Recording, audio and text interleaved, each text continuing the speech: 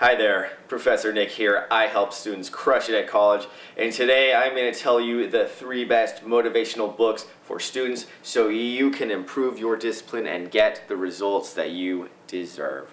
Now, this is part of a video series called Must Reads for College Students, where I compile the best books from every topic and subject matter of interest and give you the best ones in each category. So because this is a video series, you are going to want to stay tuned and catch all of these because some of them might be more relevant or important to you. So go ahead and hit that subscribe button and smash that bell so that you don't miss anything. In this video, I'm only going to cover the top 3 best motivational books, but there's many more in the category. Actually, if you just want a more comprehensive book list, completely exhaustive for every subject, you can find that on my website.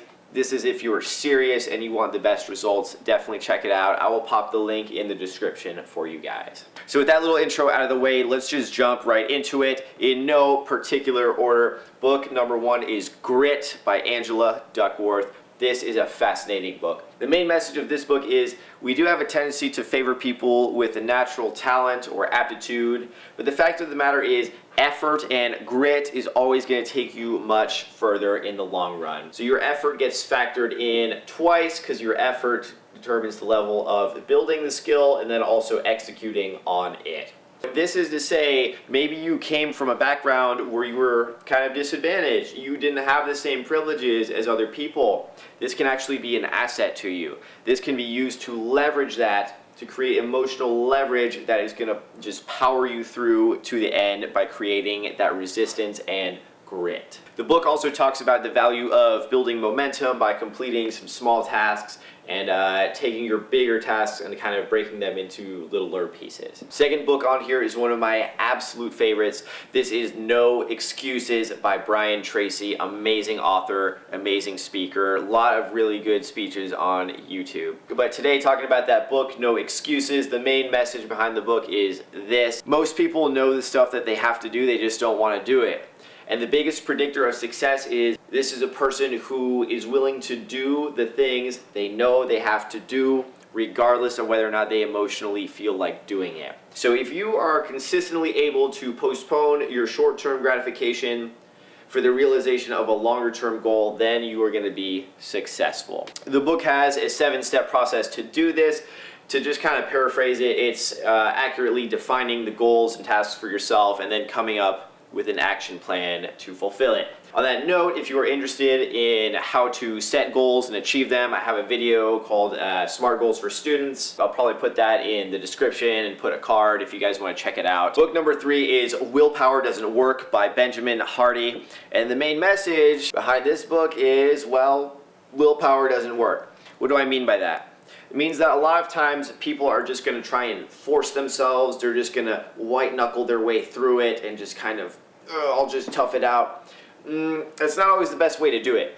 That can work sometimes for a short period of time, but willpower is a very real, very finite resource. It's going to get drained and it's harder to replenish. So what you want to do instead is use your environment and use mechanisms in your life to create these forcing functions that make it impossible for you to fail by making sure you have to carry out something. Example of this, if I'm trying to quit smoking, for example, and I keep the cigarettes in my house, I am lying to myself. I am just completely lying to myself that I'm just gonna willpower my way through it and just kind of, force myself to stop smoking when they're in my home. That's stupid. That is not going to work. I need to alter my environment and get that thing out of my environment and not associate with people who smoke, and then I can be successful in cutting back or stopping smoking, for example. If you want to run in the morning, you can lay out your clothes for running, your shoes and all that in the morning, and this is going to be a commitment device that makes you way more likely to fulfill that task. You can also use accountability. Accountability is critical.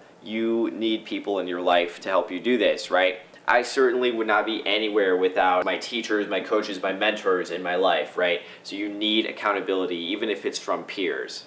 One way that you can do this, for example, if you're trying to go to the gym more, is pay someone $500 or something like that if you fail to go to the gym 4 times a week, right? put some stakes on it so that you have to go. All you are doing here, the mental move that you're doing is this: you're making it harder to not do that task than to actually do it. And when you do that, you are going to find yourself way more successful. On the note of accountability, I do have a Facebook group full of like-minded individuals like you who are going to help you stay accountable and succeed. I'll put a link for that in the description as well. So again, those are just 3 of the books that I highly recommend. If you want a more exhaustive list, you can find that on my website and get access to that book list for free. Just check out the link in the description. You are also going to want to stay tuned because I've got a lot of other good stuff coming on the channel, more book lists, book reviews, and useful tips and tricks for students. Be sure to subscribe so that you don't miss anything. Drop me a comment below and let me know what other topics you want me to cover on this channel. I am always excited to make good stuff for you guys.